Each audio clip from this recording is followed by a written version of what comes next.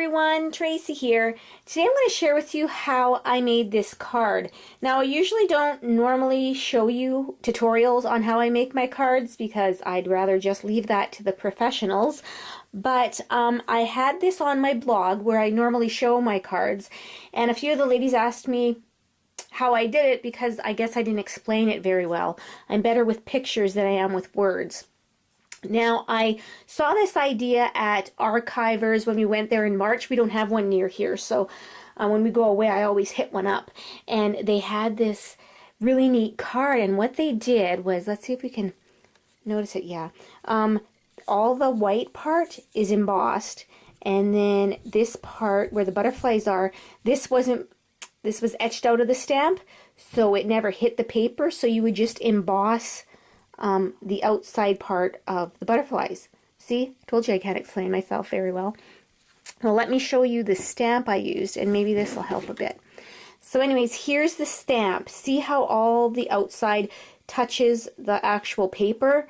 And then the butterflies are indented in the stamp so it doesn't actually hit the paper, and then you color that part in.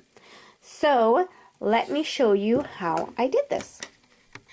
So like I said, I got this idea from Archivers. They had one of the cards on display, and I thought it was really neat. So I can usually just look at things and figure it out, and that's how I did with this card. So what I'm doing right now is I am inking up the stamp with the Versamark. I don't know about you, but my Versamark pad looks pretty grungy. Like, that's just drives me crazy. I need to get a new one. I know it still works fine, but I'm all about neat and tidy. So then, with your Versamark, you put it on your stamp, and then you stamp your image. And I'm just using white cardstock. And I inked around the edges on this one to have the blue color. So you can, have it whatever color you want. You want a good pressure. And this table isn't very good for stamping on, but we'll see what we get. And then you take your white embossing powder, and hopefully this is a good coverage, and you just pour that on top of there. And you can use a generous amount because you're going to pour your leftovers back into your container. And I doubt if you can see, well, maybe you can. There's the image there. And then what I have to do is I have to heat emboss it, and it'll bring it up. So I'll be right back with that. Okay, I'm not sure if you can notice, but like I said, this table isn't very good for embossing. Usually I have a notepad or something underneath it, but I noticed that there is a little gap here. There should be some embossing powder here, but the stamp never hit it all the way. So I'm going to try, I bought this a long time ago, this pen, and color that part in and re-emboss it and see if it works. And it works! It covered it up. I'm so impressed. I am so happy. It was right there, and that little pen works. I bought it to write with, and then I thought I can emboss with it, but it works good for fixing this up. And then what I'm going to do next is I'm going to take one of my Nestability or Spellbinder dies, and I'm going to cut the image out. So I'll be right back with that. Okay, now that I have it cut out to the shape, I'm going to color the inside of the butterflies. And what I used was my, here, let me get this here, was my Stampin' Up! Markers, because they're water-based. And what I did was I just went, and if you go over the line of the, like if you go on the embossed part, it doesn't matter because you just wipe it off. It wipes right off. Isn't that cool? So there's the inside of his body, and then here's the butterfly part. And like I said, you don't have to worry about being so perfect on the actual butterfly, because if it goes on the embossed, you just wipe that part off.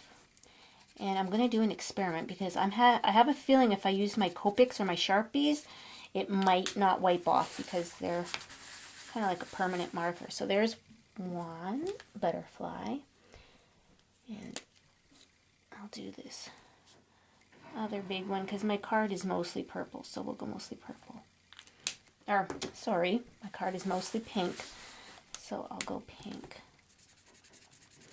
And in this card here, I'm not too sure if I like the dark blue on the background of this part here.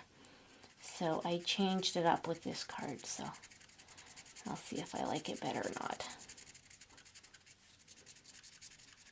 You can get all fancy and you can add different colors in here too, into the butterflies.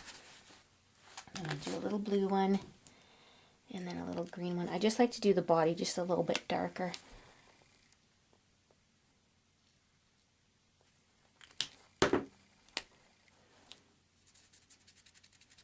Isn't this pretty, these two colors? The light pink and the light blue. I just think it's so pretty.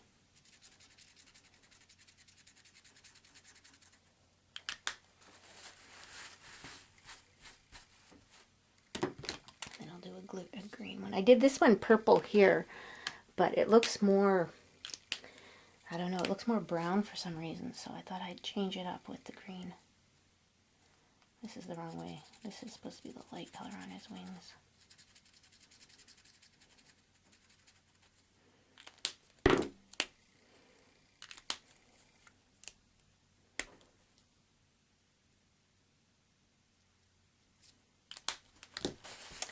And there's that.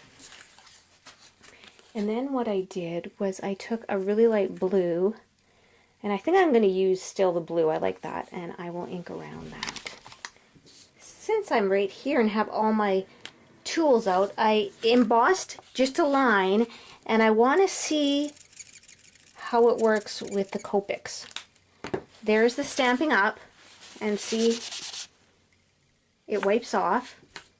And here is the Copic. Let's see how that works.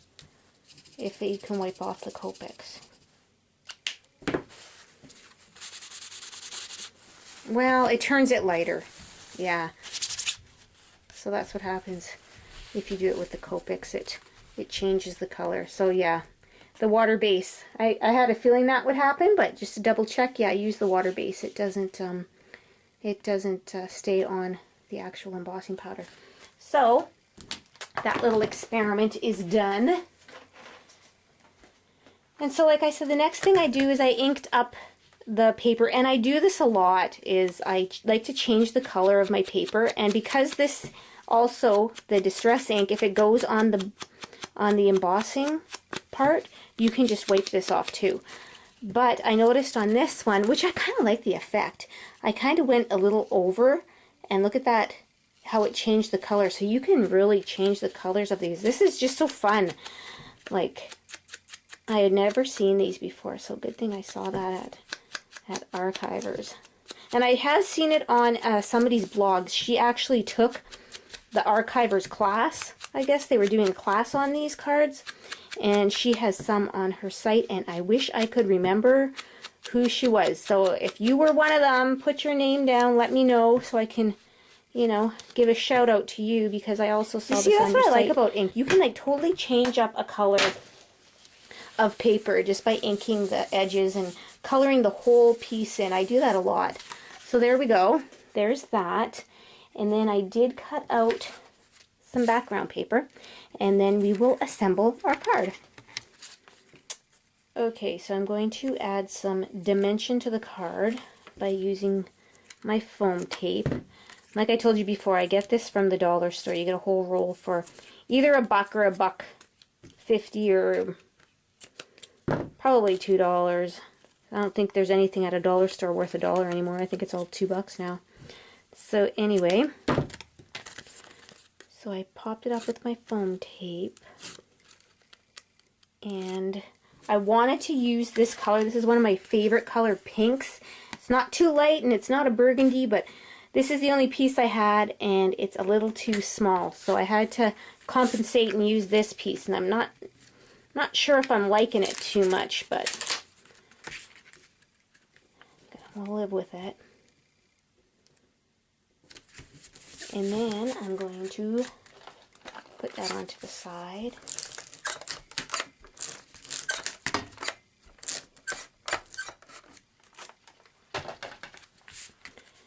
Put that there. And then I punched the little butterflies out with the Martha Stewart punch. And I just like to just bend their wings up so they have a little bit of dimension. Now with this one here, I used the light pink. And then this one here, I colored it in with one of my Stampin' Up markers. But this one here, I had different colors, so I will use those.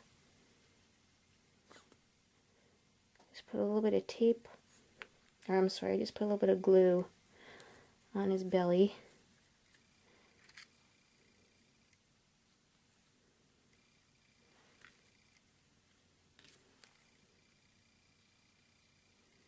And there you have it. Put him down over here. And then I'm going to put a little sentiment here.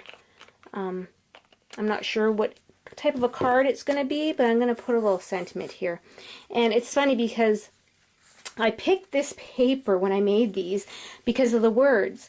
And I was trying to play around with where to put them so you can see some of the words. And as it turned out, you really don't notice the words besides a background on here anyway. So there's my cards. And actually, I think I do like the blue now. Now that I have these together, I like the blue better. And so there you go. I hope that was easy to understand. And if you're wondering, because I have, my nails are all like funky right now, if you can tell. My daughter bought this Crackle nail polish, and she did hers in white and then the black on top, and it looks really good for her. She's 22, or going to be 22, so looks good on her. So I thought, well, I will go with a more dramatic look, and it's kind of Elvira-ish if you look. Elvira kind of looks like that, but it's kind of fun. Like, I think I can live with that. But like I said, my daughter bought it because there's no way in heck I would pay like $10 for one thing of nail polish. But it is neat.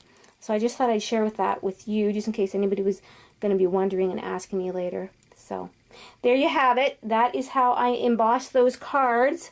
So thanks for watching, everybody. Bye now.